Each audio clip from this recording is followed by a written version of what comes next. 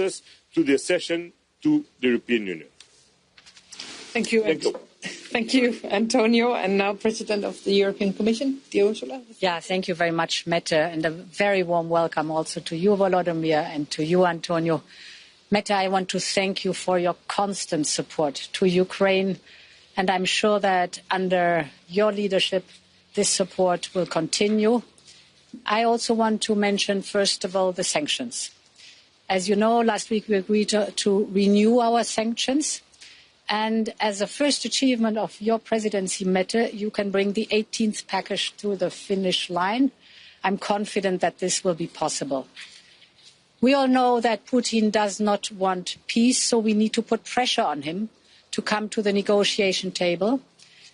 18 sanctions packages are biting at the heart of Russia's war economy. It was an eye-opener to hear the Russian Minister of Economic Development saying Russia is on the brink of recession. The interest rate is at 20%, inflation is at 10%. Russia's overheated war economy is coming to its limits. So for us, it is important to increase the pressure so that he comes to the negotiation table. My second point is on defense. We will deliver 2 million shells to Ukraine by the end of the year. We also invested 2.1 billion euros to strengthen Ukraine's defense right now. And important is the origin of this money. We are doing this by using the windfall profits from immobilized Russian assets. So in practice, Russia is paying for the weapons Ukraine is using. But Ukraine needs more. And for that, we have SAFE. SAFE for joint procurement. This money can be taken by member states and be invested in the Ukrainian defense industry. It will strengthen the defense industry. The products are better, more intelligent, cheaper, and come faster. So it's to our benefit too. And it will increase the income not only of the defense industry, but of course then of the government of Ukraine too. I think important is also that there is still spare capacity in the Ukrainian defense industry, so it's worth to invest in it. Important is member states can join SAFE, Ukraine can also join SAFE. Finally, a bilateral issue on trade flows for agricultural products. The good news is that we have found an agreement with Ukraine. It will provide long-term and predictable trade relationship on agricultural products. And in addition, we are giving long-term economic certainty through the Ukraine facility and the G7 loan. We want to gradually bring Ukraine into our single market. A good example is that we are ending roaming charges as of next year, also to bring our people closer together. We are working hard on your accession process. We are preparing for your future as a free and modern country inside the European Union.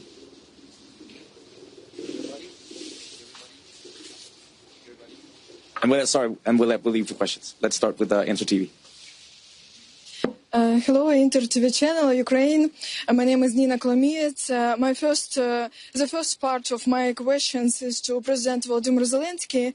Mr. President, the US State Department has confirmed suspension of certain categories of weapon supplies to Ukraine. What details have been clarified? Which types of weaponry are currently on hold? What are the reasons behind this pause? And how do you assess the outlook for continuous military assistance to Ukraine? And the second part of my question is to European leaders and our partners. In light of this pause in US arms deliveries, is Europe prepared to partially or fully fill the gap? Which countries are ready to respond in what quantities, and over what time frame can this support be mobilized? Thank you. Thank you very much for your question. So, first of all, of course, we count on continuation of American support, but there are some items which Europe, it's a pity, but which Europe doesn't have for today, especially when we speak about PAC-3. I mean that missiles for Patriot systems. This is crucial, yes, and also when we speak about systems. But we count also on our Ukrainian production. We need more financing, more funds for this. We spoke about it today also, and we have, God bless, we have really good relations, and we count on EU, on Denmark, and on our relationships, and we have really some very important programs which mentioned Madam President already, and I think it were very helpful. What about our bilateral relations with the United States and this support? So I hope that maybe tomorrow or in close days, these days, I will speak about it with the President Trump. If I can add some few words, I think what is necessary to say to all good partners is that the war in Ukraine has never only been about Ukraine, it's about Europe. And therefore, if we are to protect Ukraine and Europe and the transatlantic alliance, we have to ensure that Ukraine gets the help that you need. So, of course, all of us hope that US will continue their support for Ukraine and, because of Ukraine, for Europe. But if there are any gaps, then I personally believe that we should be willing to fill in. And I was almost saying I'm happy, but that's not the right word to use because there's a war going on in Europe. But I'm quite proud of the cooperation we have when it comes to supporting production directly in Ukraine. It's working because of you and your companies. But I would like to put this message on the table also to the rest of the European leaders that you have more capacity than we have financing. So you will be able to produce more also on very critical capabilities in Ukraine if we are able to find more financing. So I think that could be the next step for Europe. Can I compliment? Yes, of course. I think it's very important to spread the message to our member states that now financial possibilities are there to support directly Ukraine. On one hand, there is a national escape clause. So this gives national fiscal flexibility to invest in defense capabilities, which can go also to Ukraine. Then there is the safe joint procurement. And here, very important, they can directly invest in the Ukrainian defense industry. And as you said, defense industry has still capacities. Important is this pays into the NATO target. So it's a triple win for the member states if they do these investments for their own security, for Ukraine's security, and for their NATO target. Please. Just to add that since the beginning of this year, the member states have already supported on military capabilities with 24 billion euros. Now they can do more. But stress that this is not only about Ukraine and about Europe. This is, in fact, about international law. Because Russia aggression on Ukraine is violating the international law. Sovereignty, territorial integrity, international recognized borders, and this is a threat for the global security. And it's the reason because the support Ukraine needs to engage all of the countries who are supporting international law. Please. Yes, Rasmus Svaneborg from the Danish news agency Ritzau. Yeah, Mr. Zelensky, we see specific countries blocking the Ukrainian way into the European Union. How crucial is it for Ukraine to get any progress on becoming a member state of the European Union during the next 6 months where Denmark holds the presidency? And Mette Frederiksen, how do you plan as presidency to get around these specific countries blocking for Ukrainian acceptance? Thank you so much. From our side, we do our best during the war, really. And I want to thank all our people, the government, parliamentarians, and society which support all these laws, reforms, what we needed very much to open clusters.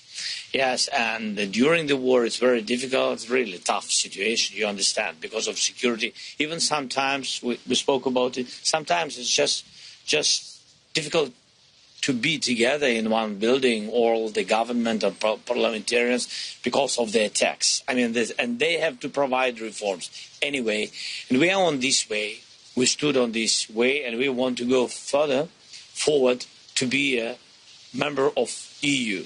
That's why we need support. And I think nobody can stop Ukraine in this way, any one country. And of course, it depends on unity in EU, such decisions. So from our side, we will do everything. And we need support from all other leaders in EU. You know, such countries which are, it's a sensitive question, I think, but in any way, at the end of the day, in any way, we will manage it. Can I just ask you? Oh, sorry, no. Anas, please. Can I ask Please. Anas, please. Prime Minister, please. one question? I was just going to put an answer to Ritzau. First of all, for us it's very clear that Ukraine belongs to not only the European family when it comes to the European Union, but also the transatlantic alliance when it comes to NATO. But for now, enlargement of the European Union is crucial. Volodymyr has already spoken about how important it is for Ukraine, and I would like to add for the rest of Europe as well, because it will bring stability to the European continent, having Ukraine as a member. The concrete steps, I can't share that with you yet. Of course, we are thinking about what is the best way forward. It's my feeling that the vast majority of the member states are in favor of a Ukrainian membership of the European Union, because Europeans know that a secure Ukraine means a more secure Europe. But the concrete steps, it's a bit too early to say anything about them. Sorry. And we'll do Land Vanguardia, please. Hi, it's Anna Book from La Vanguardia. To President Costa, after in the European Council, the 27 member states agreed to boost defense spending. They agreed also in NATO. But my question is, will they still be able to do it at the same time on filling the gap if the pause from the US delivery is permanent? And to President Zelensky, what do you expect of the call between President Trump and President Putin? Thank you. What we decided in the European Council is to add efficiency and to ensure that the member states could spend better by standardization, by interoperability, by demand aggregation, by joint procurements, by common projects. And this is a great contribution to help all member states to deliver on this. The Commission have presented a package with the escape clause, more the safe, to create more fiscal room. And, very, very important, each euro spent by the member states supporting Ukraine could be account to the 3.5% or the 5% to on NATO. Then we are not creating a difficulty, but is €1 could be used at the same time to Ukraine, to European defense and your own defense. Thank you. We will answer. About that dialogue between phone call between Trump and Putin. I don't know. I'm not sure that they have a lot of common ideas, common topics to talk, because they are very different people. But if we speak about Ukraine, we supported from the very beginning the idea of President Trump, unconditional ceasefire. I said it not once that we are ready for any kind of format of meeting. And I think that in Russia only Putin real decision makers. That's why we need meeting on the level of leaders if we really want peace. And answer, please.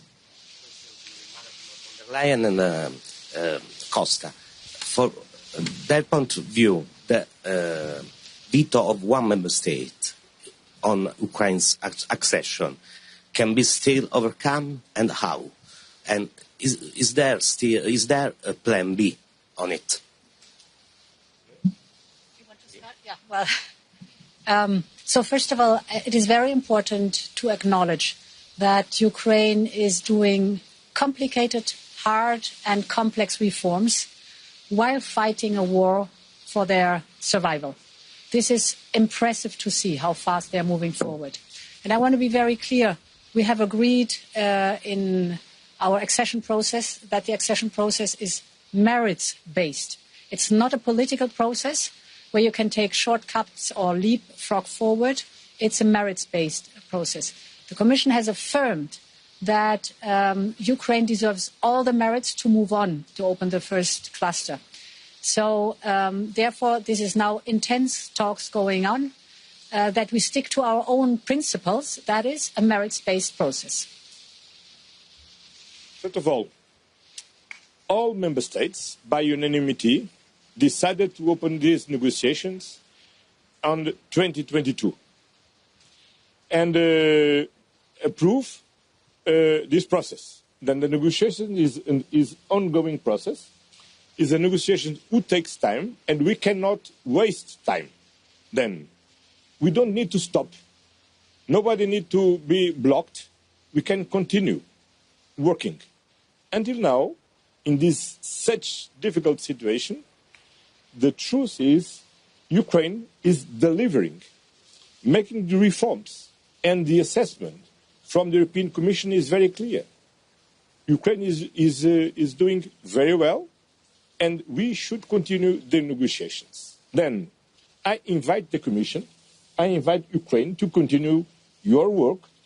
You cannot waste time, because we need to conclude this, and when it comes the moment to take a decision, we have already done what we need to do to obtain the approval. And as you know, one member state believes that the session could be only when we achieve a just and lasting peace in Ukraine. And of course, all of us are fighting and supporting Ukraine to achieve a just and lasting peace as soon as possible. And in the meantime, we need to do what in any case we need to do, is to negotiate, to deliver the reforms, to evaluate the reforms, to have and this is what we are doing. That we don't need to stop. We don't need to say that we are blocked. No, we are working, and the working is going on. I think, Antonio, if I may say, invitation accepted. Thank you very much. Thank you, everybody. That will conclude the press conference. Thank you. Can I ask you one question? Everybody wants peace in Ukraine. How can the Danish presidency help you in this? To strengthen us, as you did before. Thank you. Thank you very much.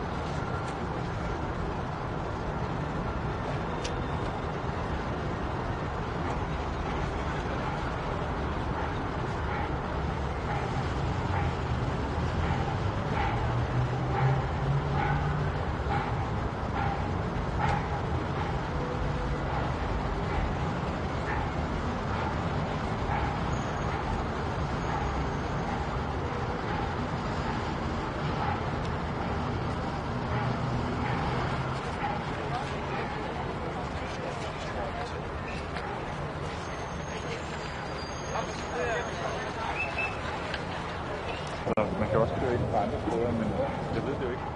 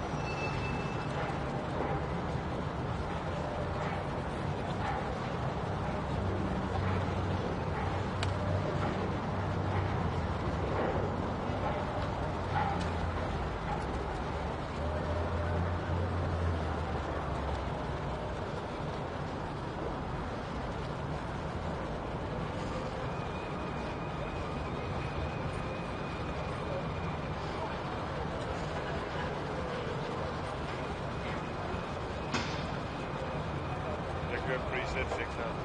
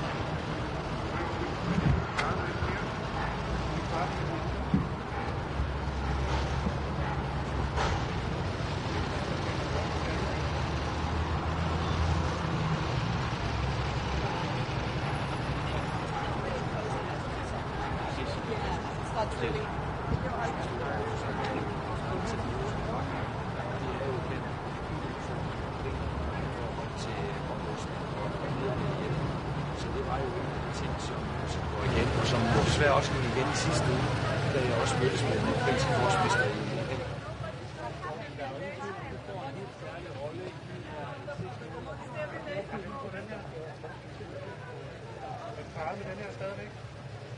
Nej, nu er I lige parret med den der.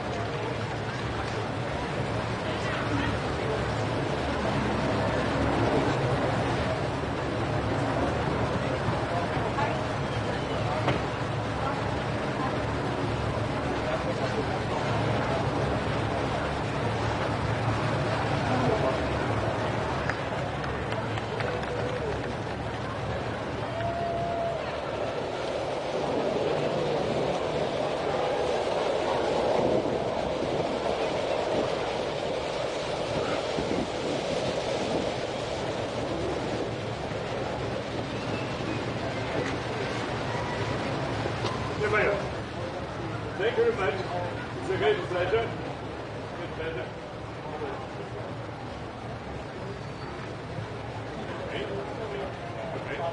Okay.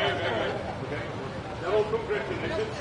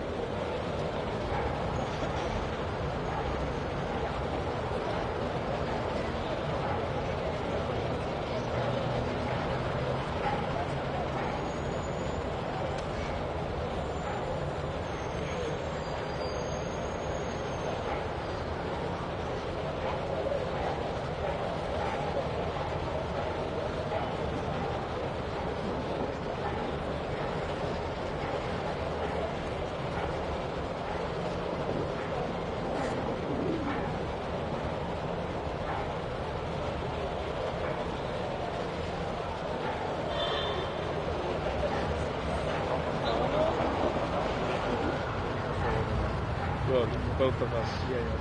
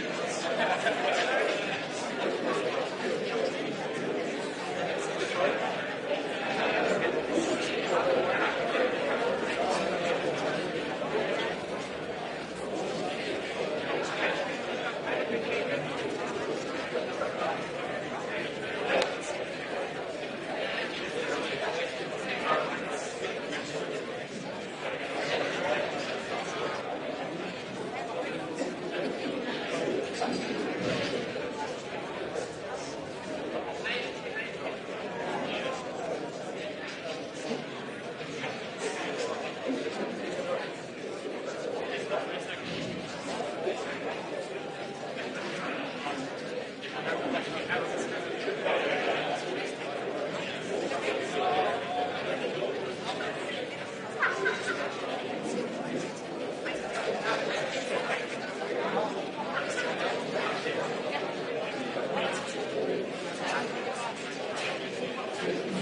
Majestés, le roi et la reine, Vos Excellences, Messieurs, dames, les ministres, Messieurs, dames, chers invités, soyez tous les bienvenus ici à Aarhus. Your Majesties, the King and the Queen, Your Excellencies, Ministers, ladies and gentlemen, dear guests, welcome to Aarhus.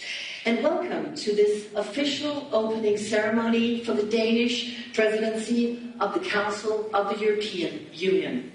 My name is Stephanie Suruk. I am a news correspondent from Denmark. I'm half French, half Danish, so fully European and fully grateful to guide you through this evening. Tonight, we mark a significant moment. Denmark assumes the presidency of the Council of the European Union for the 8th time of our history. It's an honor, and it's an honor that comes at a particularly critical time. Europe today is facing some of the most complex and serious challenges in recent history, from geopolitical uncertainties to a growing pressure on our shared values and global partnerships. And it's in times like these that unity, cooperation, and open dialogue are more essential than ever. And it's in that spirit that we gather here tonight. And what better place to begin this new chapter than right here in the city of smiles? Yes, that is what we Danes call the city of Aarhus, the city of smiles, and for a good reason.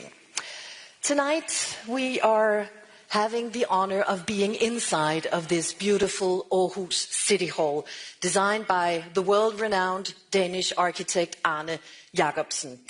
It's a true architectural gem, right here in the heart of a city that is known for, yes, its smiles, but also its energy, its optimism, and its European spirit. In fact, just outside this building, a European street festival is taking place. So if you happen to hear some loud cheers during this evening, don't worry, it's a party and it's ours. And now, ladies and gentlemen, it's my great honor to invite the Prime Minister of Denmark to the stage. Please welcome Ms. Mette Frederiksen.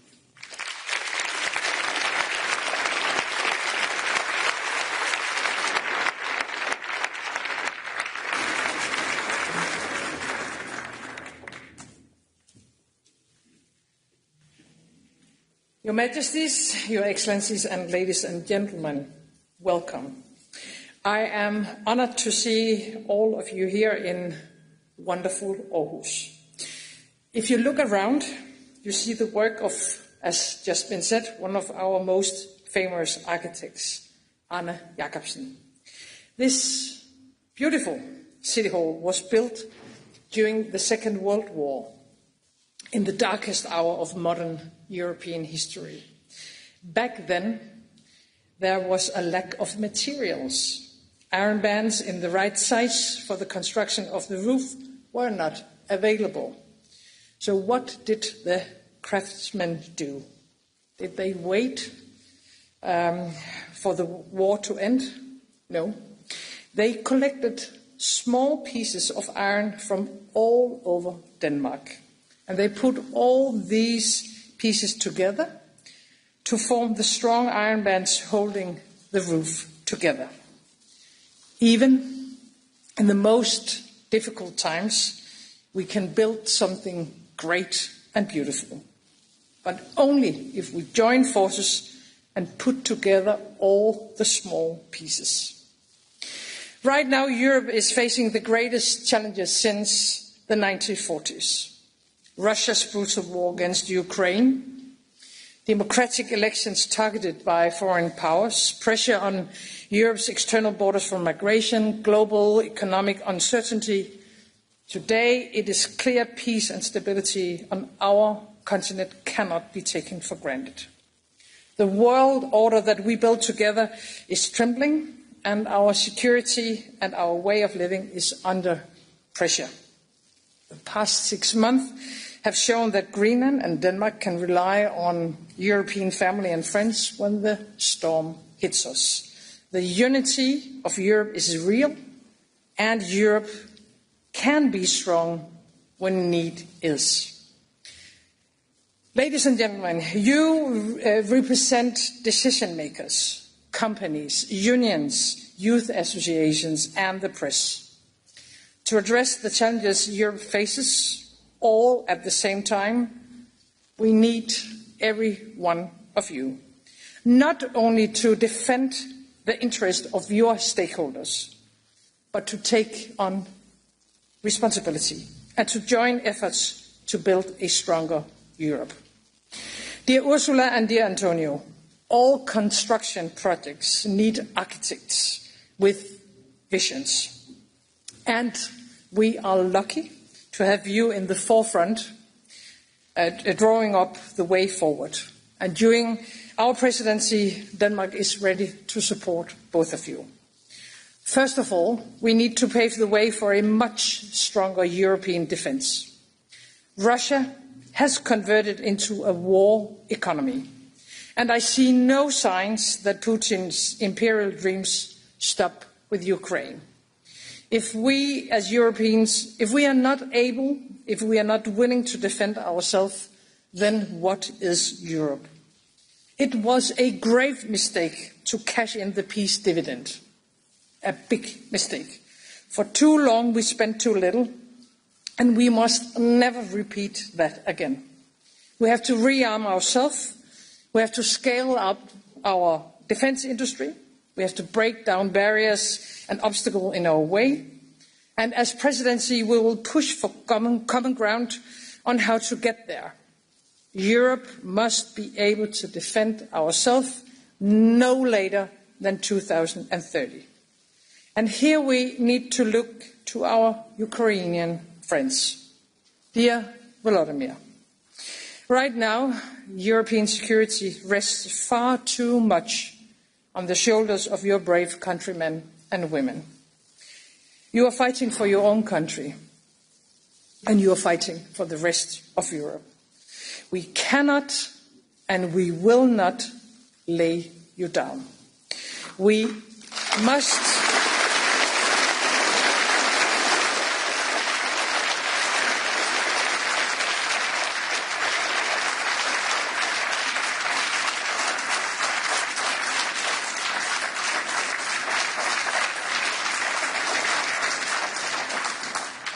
must continue our steadfast support for Ukraine and increase the pressure on Russia with more sanctions. We need to look at our support to Ukraine in a different way. We have to change our mindset. Our donations are not charity.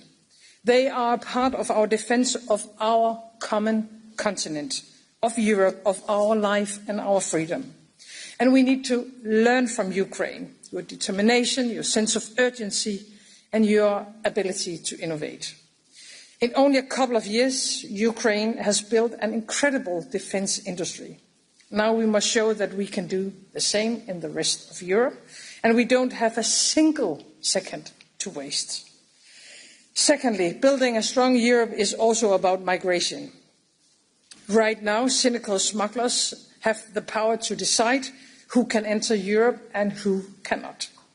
We need, of course, to be in control with our own borders. Who can enter and stay in our countries, that needs to be a democratic decision. Many come here to work and to contribute, but some do not. And around Europe, we now see the consequences: crime, radicalization, and terror. We have built some of the most and best societies ever, but we cannot accept anyone who wants to come here. Those that commit serious crimes, they should be expelled. We need to address these challenges. We need to address them head on, take firm action on migration and criminal foreign nationals. because this is all about ensuring that our societies and our citizens are safe. Third, we need to build a stronger Europe economically. European companies should have the best opportunities to succeed in the global markets, to create jobs of the future here in Europe. We must cut red tape and remove burdens, reduce our dependencies, bring Europe forward in a just way for all of our citizens. And while others build tariff walls, we should build new partnerships. Get Mercosur rolling, finalize an agreement with India, not just for the sake of trade, but also for the sake of building strong alliances in a very uncertain world, without ever compromising what makes Europe special.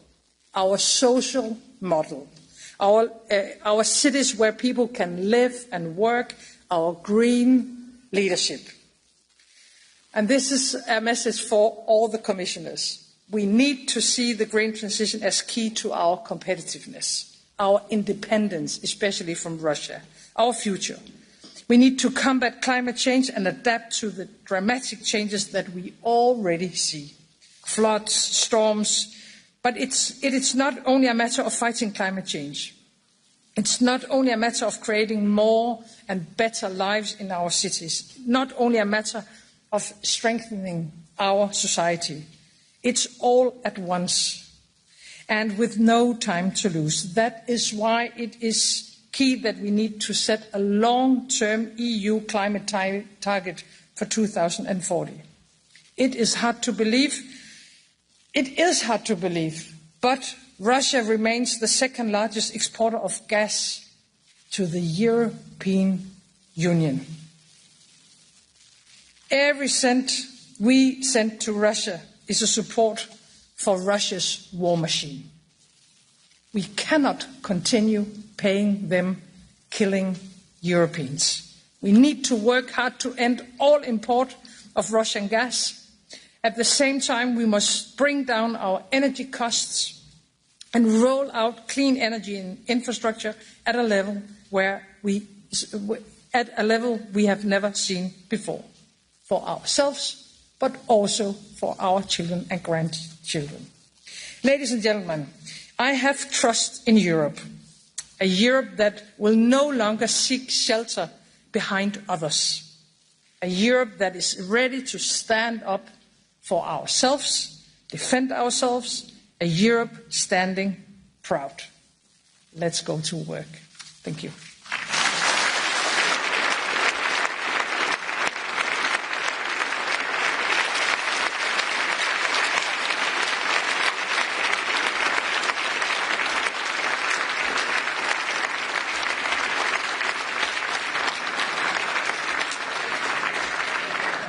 Thank you so much, Madam Prime Minister, for those inspiring words. And now it's my pleasure to invite the President of the European Council to deliver his remarks. Please welcome Mr. Antonio Costa to the stage.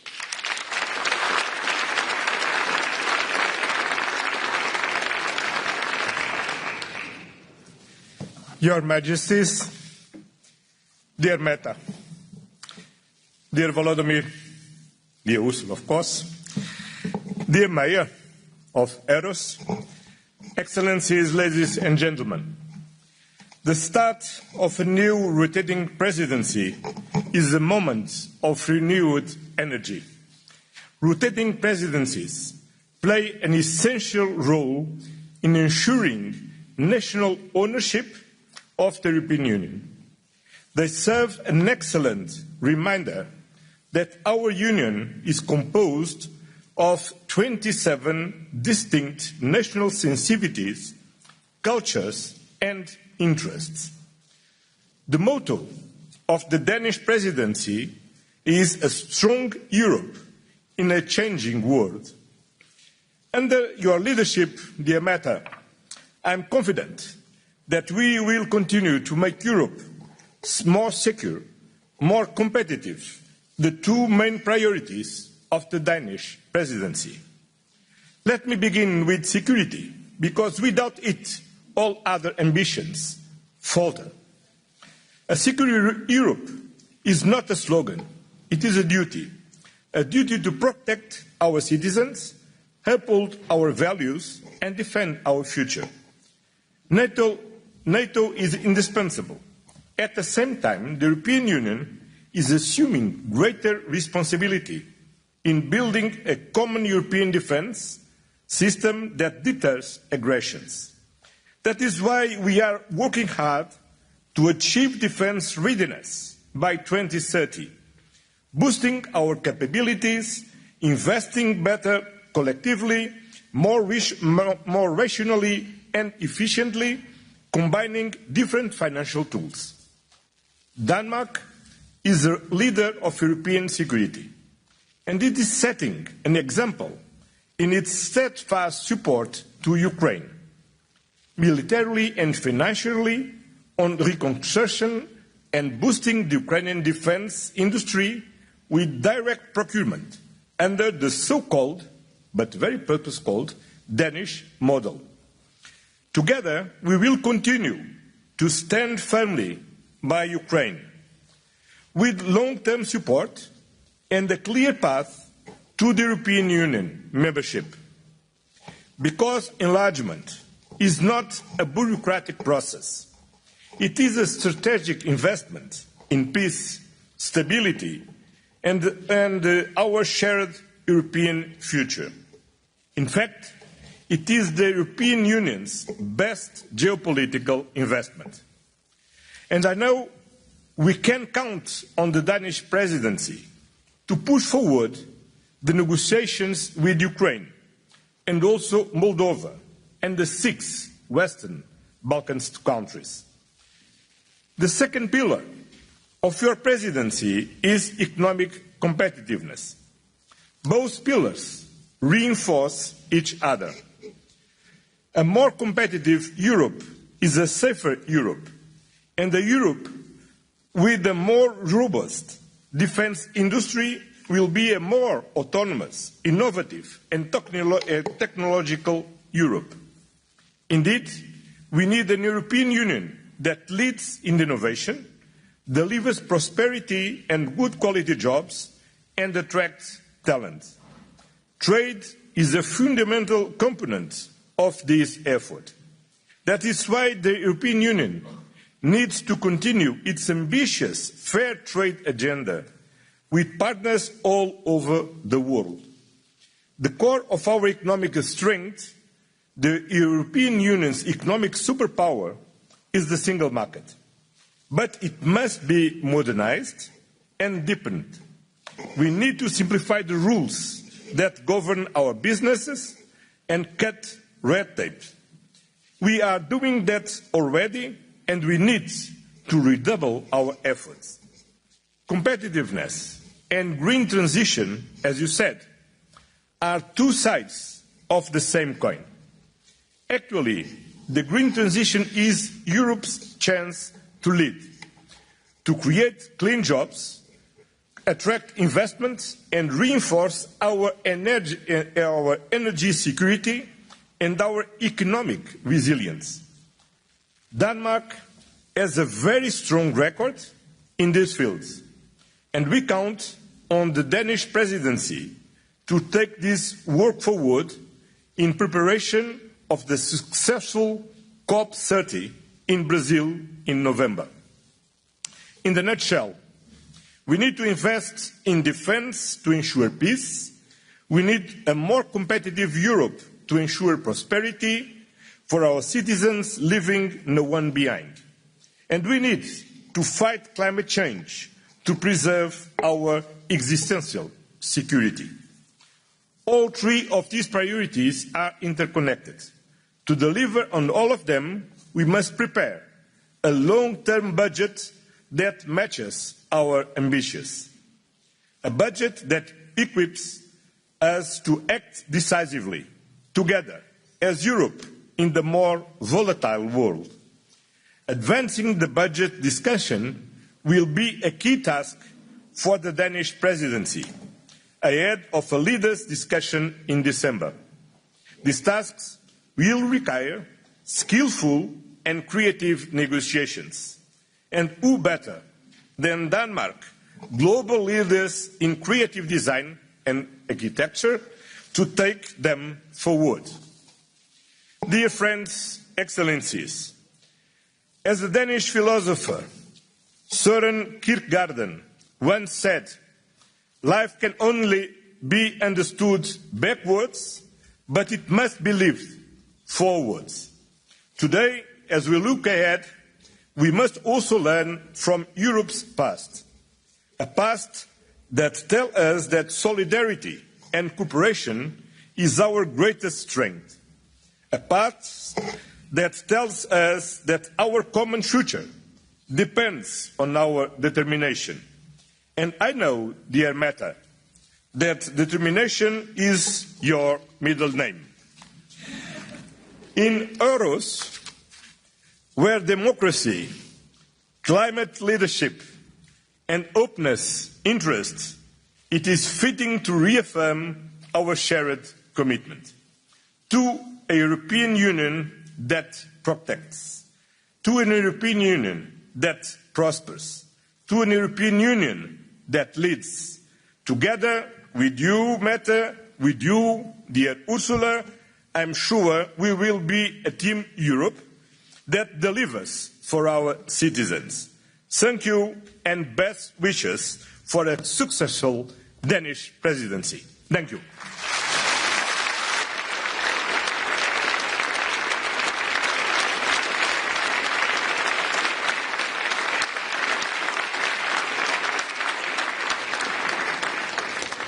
Thank you so much for those words, Mr. President. And now it's my honor to invite the President of the European Commission to share her reflections with us. Please give a warm welcome to Ursula von der Leyen.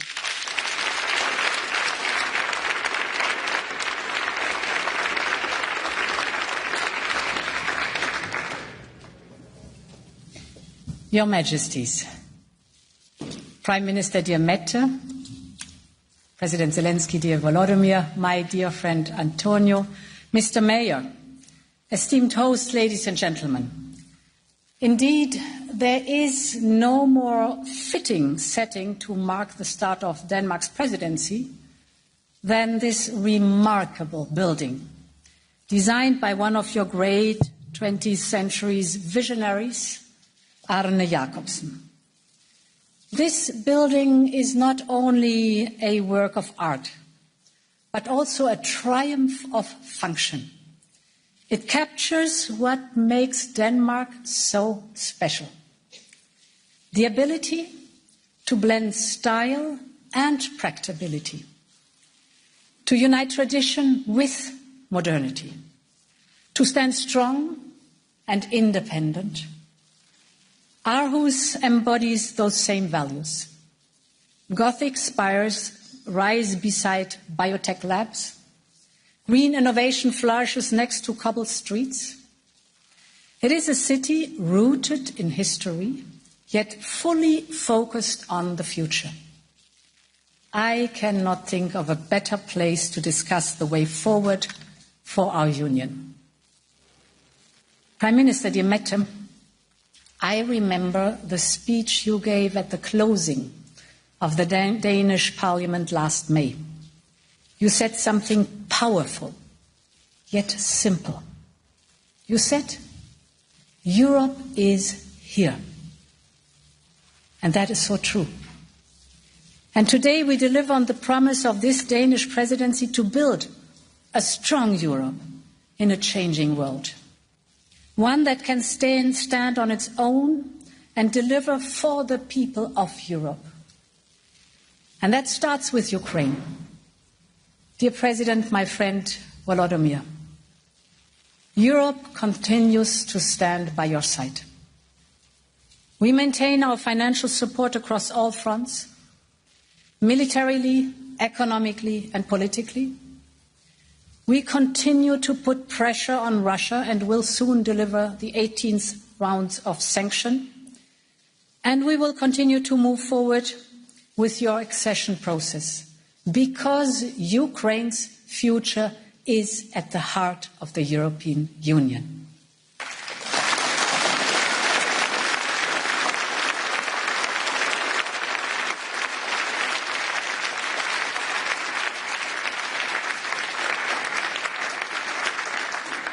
Ladies and gentlemen, we know that a strong Europe relies on a strong economy, on leading in technologies of tomorrow, and creating new jobs and opportunities.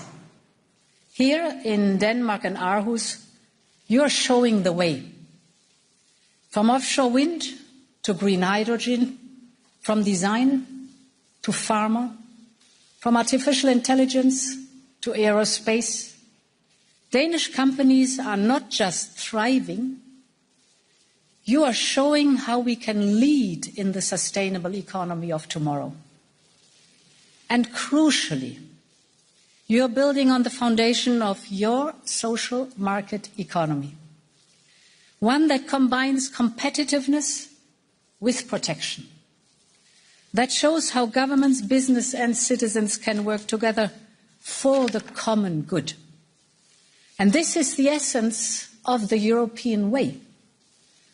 A society that protects its people, but also enables them to take risks, to adapt and to succeed.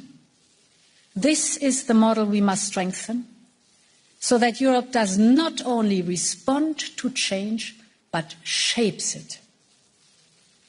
Ladies and gentlemen, to build a stronger Europe, we need courage and we need optimism. And nowhere is that optimism more alive than here in Aarhus.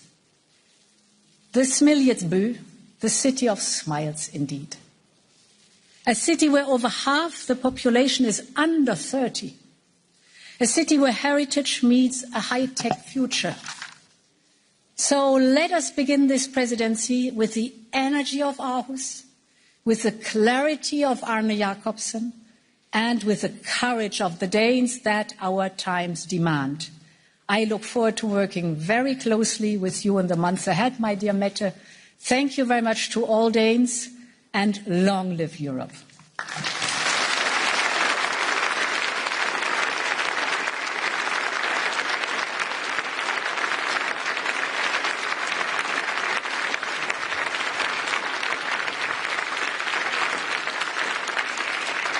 Thank you so much for those words, Madam President. And now, dear guests, it's my great honor to welcome to the stage His Excellency, Mr.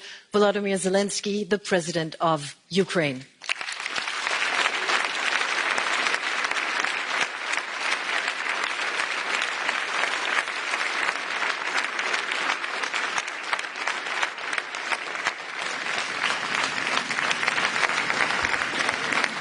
Thank you so much.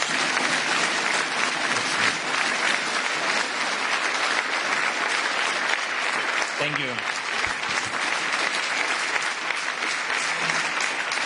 Thank you so much.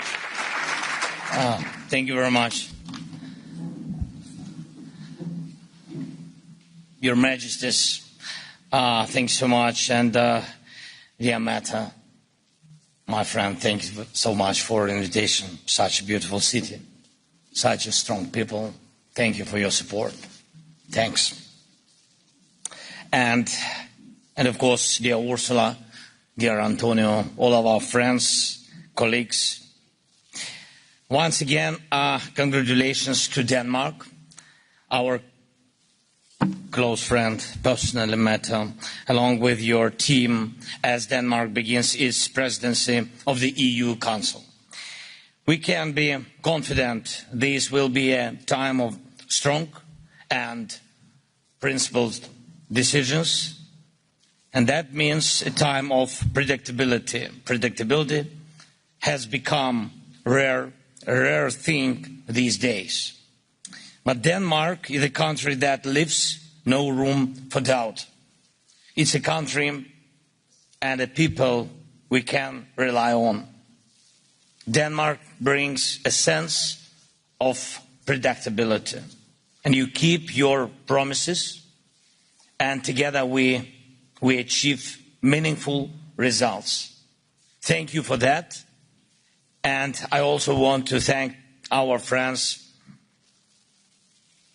leading the EU institutions, Antonio and Ursula. Even on such symbolic days, like the start of the presidency, we don't stop at symbolism. We make real decisions. it's important. We talked about how important it's to close the gaps in defense funding. We are working to get real results from our joint defense programs, and we are getting things ready so that EU can keep its promises. Ukraine is ready to open the accession clusters, ready to move forward with the negotiations, and ready for decisions that benefit both sides. Thank you for your support. Ladies and gentlemen, we in Ukraine created a special national award for children. I told this story today to Mette, and it's for boys and girls who have shown bravery during Russian attacks or helped in other dangerous situations, volunteered or shown civic leadership. The award is called The Future of Ukraine, and truly our future depends on whether we can raise children who care, who are not indifferent to others, who are willing to help. As this visit began, I had an honor of presenting this award to a boy who lives here in Denmark, and he's a Danish citizen. His name is Jens, and he's just 11 years old, like my son. But his kindness, he's 11, but his kindness and care have already made a difference and inspired many adults. Jens made Easter crafts in blue and yellow, Ukraine's national colors, sold them and bought backpacks to send that to Ukrainian children who really need help. And it was deeply moving. But if you think about it, this was also deeply political. Wanting to help, to support others, to not stay on the sidelines in a time of war. That's a powerful message in itself. And this is exactly the kind of message that lies at the heart of the European Union, at the heart of our unity. We are united and we work together, and our Europe needs the EU for mutual support, for shared protection, and for the very values shown by Jens, by you, and by millions of Europeans every day. Compassion, sincerity, and the will to help someone in need, even if that person is far from your home. And we must not forget this. All our European institutions, all our agreements, all our cooperation and joint work for security, it's all built around this idea that Europeans care for one another and act like human beings in this fullest sense of the word. This is why we need the European Union. And this is why we must defend Europe, not only from outside enemies, but also from those inside who try to replace solidarity with division, and compassion with a cold disregard for anyone but themselves. Dear friends, the next 6 months of Denmark's EU presidency will go by fast. Time always flies. The most important thing is that we achieve what we all truly want. First, we need to protect the EU from those who are trying to break it apart, often for personal and corrupt reasons. The EU must stay strong because it gives strength to every European nation in global competition. And the EU must keep its promises, especially when it comes to enlargement. And I hope that during Denmark's presidency, the EU accession negotiations with Ukraine will move forward and the clusters will finally be open. Second, we all understand that Russia is not just some dangerous neighbor. That much is obvious. It's something more deliberate, an anti-European project. Everyone in Europe can clearly see this. Russia invests in everything that goes against our European way of life. That's why we must not let them win, not in this war, and not in any part of our future. We need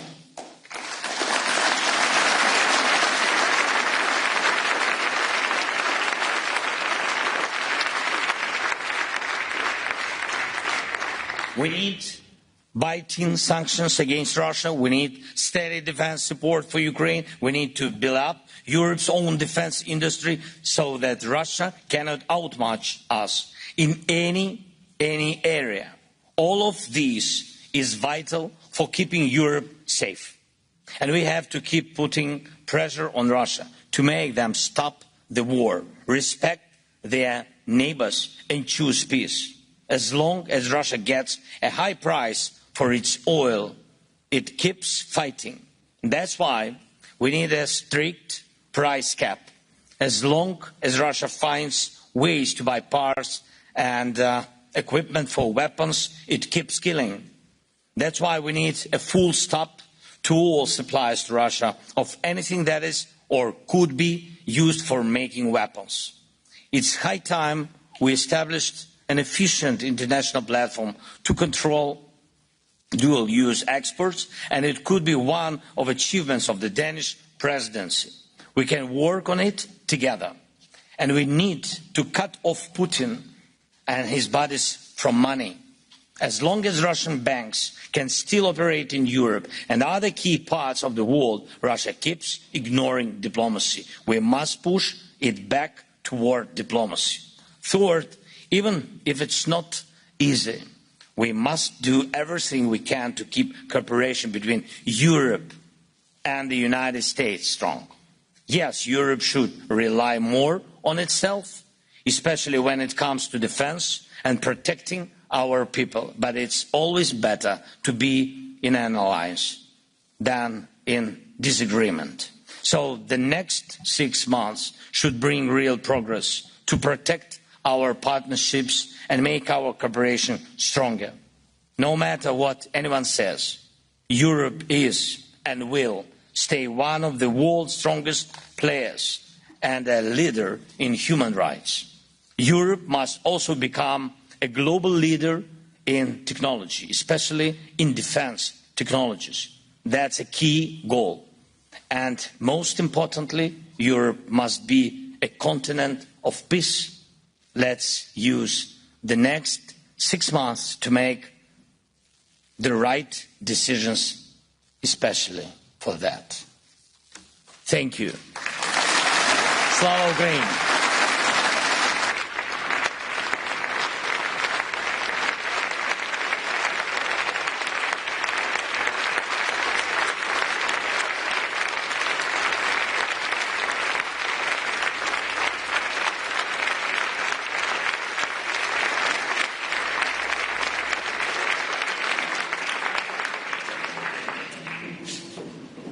Thank you so much.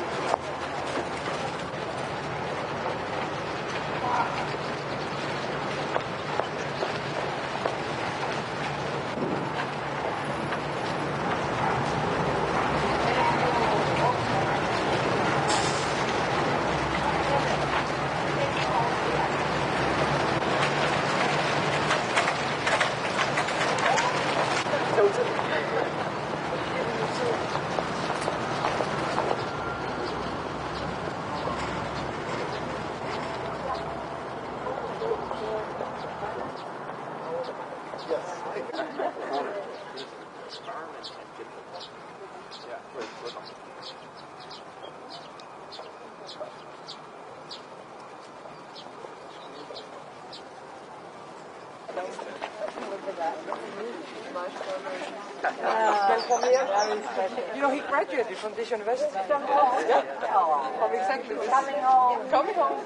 Yeah. It's lecture was in the own get all of it.